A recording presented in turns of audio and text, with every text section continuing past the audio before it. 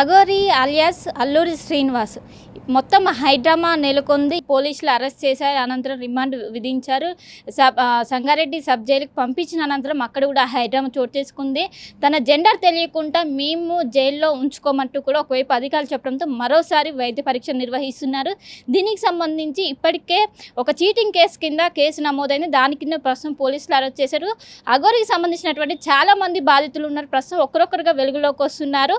మొదట మోసపోయింది మాత్రం నేనే అంటూ కూడా అఘోరి ఫస్ట్ వైపు రాధిక గారు ప్రస్తుతం మీడియా ముందుకు వచ్చారు. ప్రస్తుతం ఆర్టీవీ ఎక్స్క్లూజివ్గా ఒకసారి మాట్లాడదాము. ఒకసారి అక్క, ఫస్ట్ టైం మీరు మీడియా ముందుకు వచ్చారు, అది ఇన్ని రోజులు కూడా కొన్ని మాస్క్ పెట్టుకొని, ఇప్పుడు ఏ ధైర్యంతో మీరు ముందుకు వస్తున్నారు? ఈ రోజు అరెస్ట్ అయ్యారు, ఏం చెప్తారు? అరెస్ట్ అంటే పూర్తి స్థాయిలో కాలేస్తాను, ఎందుకంటే ఇది సగం సంతోషమే. ఇంకా మిగతాది పూర్తి కావాలంటే ఫస్ట్ తను కోర్టుకి వెళ్ళాలి, అప్పుడు చట్టం విచారణ చేసి తనకు శిక్ష వేయాలి. అప్పుడే ఇది పూర్తి స్థాయిలో కంప్లీట్ అవుతుంది. అంటే ఇంకోవైపు వర్షిని ఇప్పటికి అరెస్ట్ అయినాక నేను అఘోరితోనే ఉంటానని ఒకవైపు వర్షిని చెప్తుంది, ఇంకోవైపు అఘోరి కూడా జైల్లో వర్షిని కావాలంటూ ఆయన కూడా కేకలు వేస్తున్నారు. ఏంటి అసలు ఏంటి రిలేషన్ ఏంటి, ఏం చెప్తారు మీరు? ఎందుకంటే దగ్గరుండి గమనించారు. ఇప్పుడు మా పాయింట్ ఆఫ్ వ్యూ వేరే ఉంటుంది, మీ పాయింట్ ఆఫ్ వ్యూ వేరే ఉంటుంది. అంటే ఇప్పుడు వాళ్ళది ఎట్లుందో నాకు తెలియదు. నాతోటి నాకు తెలిసినంత వరకు అయితే ఇది కరెక్ట్ కాదనే చెప్తాను నేను. ఎందుకంటే తను ఒక దైవం అనే ఒక ముసుగులో వచ్చినప్పుడు అలాగే ఉండాలి. అసలు మనం పెళ్లి చేసుకోవడమే కరెక్ట్. కూతురు అన్నాడు, శిష్యురాలు అన్నాడు, ఇప్పుడు భార్య అన్నాడు, తర్వాత ఇప్పుడు తనను వదిలేసి ఉండ అంటున్నారు. అంటే జైలు అనేది అందరికీ సమానమే. అది వాళ్ళు వేసే శిక్ష మనం కూడా సమానంగానే భరించాలి. నాకు ఇష్టమైన వాళ్ళు నాతో ఉండాలంటే అది కుదరదు కదా. సో తన మెంటాలిటీ ఎలా ఉందో నాకు కూడా తెలియదు. నేను దాన్ని ఖండిస్తూనే ఉన్నాను. ప్రస్తుతం ఒకరు పిఎస్లో కేసు పెట్టారు, 10 లక్షలు కాజేశారు పూజల పేట అని. ఒక్కరే ఉన్నారా, ఇంకా చాలా మంది కూడా ఉండే అవకాశం ఉందా బాధితులు ఇట్లా మోసం చేసిన వాళ్ళు? ఉన్నారు. అది ఆడవారే కాకుండా మగవారు కూడా ఉన్నారు, బాధితులు అయితే ఉన్నారు, చెప్పగలను. అంటే ఈరోజు ఒకవైపు కోర్టుల జైలుకు తరలించాక మేలా ఫీమేలా ట్రాన్స్జెండర్ అని కూడా ఒకటి జరుగుతున్నది, ఏం చెప్తారు దీనిపైన? దానిపైన అంటే ఇంకా నేను ఏం చెప్పలేను, ఎందుకంటే ఆల్రెడీ బట్టలు ఇప్పి తిరిగాడు. తను ఒక మేల్ నుంచి ఫీమేల్కి వచ్చిండు. సో నేను అదే చెప్పగలను, తను ఒక ట్రాన్స్జెండర్ అని చెప్పగలను.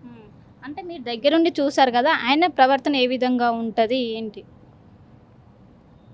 అంటే ప్రవర్తన అంటే నేను ఎదుటి వాళ్ళని ఎట్లా కలుపుకోపోతారు? కలుపుకపోవడం అంటే అందరినీ బుట్టలేసుకోపోవడమే. తనకున్న మాటలతోటి అట్రాక్షన్ చేసి బుట్టలు వేసుకొని వెళ్ళడమే. మంచిగానే మాట్లాడతాడు, దానికి లోటు లేదు. కానీ అంటే ఇప్పుడు ఈ జనరేషన్లో అంత ఈజీగా ఎవరు కూడా మాటలు నమ్మరు. అంటే అంత సాధ్యం ఏ విధంగా అవుతుంది ఆయనకి? తనకున్న అదొక పవర్ అనుకోవచ్చు, అంతే. ఆయన మాటలకు ఎవరైనా పడిపోతారు. కాసేపు పక్కన ఉంటేనే తను ఎట్లా చెప్తే అట్లా వినాల్సి ఉంటుంది, అట్లా ఉంటుంది. ఇప్పుడు అఘోరి పేరెంట్స్ కూడా తన వద్దకి పంపాలంటూ కూడా వస్తారు. అసలు మీరేం అంటే అఘోరి పేరెంట్స్కి వర్షిని అంటే వర్షిని పేరెంట్స్ కూడా పెద్ద ఎత్తున వాళ్ళ ఆందోళన వ్యక్తం చేసిన మా కూతురు మా దగ్గరికి రావాలంటూ కూడా వాళ్ళు చెప్తున్నారు. మీరేమైనా చెప్తారా వాళ్ళ పేరెంట్స్కి? ఎందుకంటే మీరు కూడా వాళ్ళ అమ్మాయిలాగా మీరు మోసపోయారు. అసలు మెయిన్గా చెప్పాలంటే నేను ఫస్ట్ ఈ అఘోరిని చూసిన తర్వాత, వాళ్ళ పేరెంట్స్ చూసిన తర్వాత, ఇదంతా జరిగింది, ఇదంతా నేను ఆలోచించి నేను బయటకు వచ్చాను. అమ్మాయి వాళ్ళ పేరెంట్స్ దగ్గరికి వెళ్ళిపోవాలి. తను సైకాలజీ కరెక్ట్గా ఉందా లేదా నాకు తెలియదు. వీలైతే తనని డాక్టర్లతోటి సంప్రదించి తనకి ఏదో వైద్యం అంటున్నారు కదా వాళ్ళ బ్రదర్స్, వాళ్ళ ఫ్యామిలీ వాళ్ళు, అదేదో చేపించి వాళ్ళ పేరెంట్స్ దగ్గర తను చేర్చాలని కోరుకుంటున్నాను. ఇక ముందు కూడా ఇలాంటి జరగద్దని మన ఏమంటారు మన చట్టాన్ని దృష్టికి తీసుకెళ్లాలని కోరుకుంటున్నాను. అంటే ఎలాంటి చర్యలు తీసుకోవాలని కోరుకుంటున్నారు అఘోరి పైన? ఇప్పటికి అరెస్ట్ చేశారు, ఇంకేముంది, తనకి ఉరి శిక్షనే వేయాలని నేనైతే కోరుకుంటున్నాను, అంతే. అదే న్యాయం. అంటే మీరు మీకన్నా ముందు ఎవరన్నా అఘోరి లైఫ్లోకి వచ్చారా? మీరే ఫస్ట్ వైఫ్ అని అందరు కూడా భావిస్తున్నారు. నిజంగా మీరేనా ఫస్ట్ వైఫ్? ఫస్ట్ వైఫ్ అని అయితే అనకండి, ఎందుకంటే నాకు తెలిసి 7 వివాహాలు ఉంటాయట. నాది రాక్షస వివాహం అనుకోండి. కాకపోతే నాకంటే ముందు ఇంకెంతమందిని చేసుకున్నాడో నాకు తెలియదు. ఇక ముందు కూడా ఈ వర్షంతో ఆపుతాడా, ఇంకా చేసుకుంటాడా, తనను వదిలేస్తే చెప్పలేం. అదైతే నేను చెప్పగలను. అంటే మీరేమో తొందర రియలైజ్ అయ్యారు, బయటకు వచ్చారు, కానీ వశీకరణ చేశారని పేరెంట్స్ అంటే వశీకరణ అనేది సాధ్యమే అవుతుందా? ఉండొచ్చు, ఎందుకంటే నేను కూడా తను నాతో ఉన్నంతసేపు తను ఏది చెప్తే నేను కూడా అదే వినేదాన్ని. అంటే మీరు ఎన్ని రోజుల తర్వాత బయటకు వచ్చారు దాని నుండి? అంటే తను ఉన్నంతసేపు తను ఏది చెప్తే అది వినేదాన్ని. సరే నువ్వు ఏదంటే అది అన్నట్టుగానే మాట్లాడేదాన్ని. ఆ తర్వాత తను వెళ్ళిపోయిన తర్వాత మళ్ళీ నేను మామూలుగా నా పని నేను చేసుకునేదాన్ని.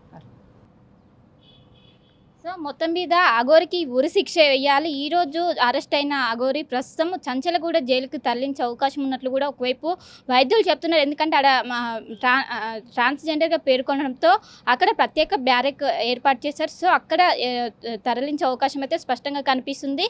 ఎంతోమంది బాధితులు మోసపోయారు, ఒకరొకరుగా వెలుగులోకి వస్తున్నారు. 10 లక్షలు కావచ్చు, చాలామందిని ఇదే విధంగా మాయ మాటలు చెప్పి ఆయనకు ఆ టాలెంట్ ఉంది, ఆ మాటలతోనే అందరినీ పడగొడుతున్నారు. దీనిపైన ప్రభుత్వం ప్రత్యేకంగా దృష్టి పెట్టాలి, ఎవరు కూడా మోసపోకుండా చూడాలంటూ కూడా ఒకవైపు రాధిక అఘోరి ఫస్ట్ వైఫ్ ప్రస్తుతం మనతో పాటు ఎక్స్క్లూజివ్గా చెప్తున్నారు. ప్రపంచంలో ఏ మూల ఏ క్షణం ఏం జరుగుతుందో వేగంగా తెలుసుకోవడానికి తొలి వెలుగు వాట్సాప్ ఛానల్ని ఫాలో చేయండి.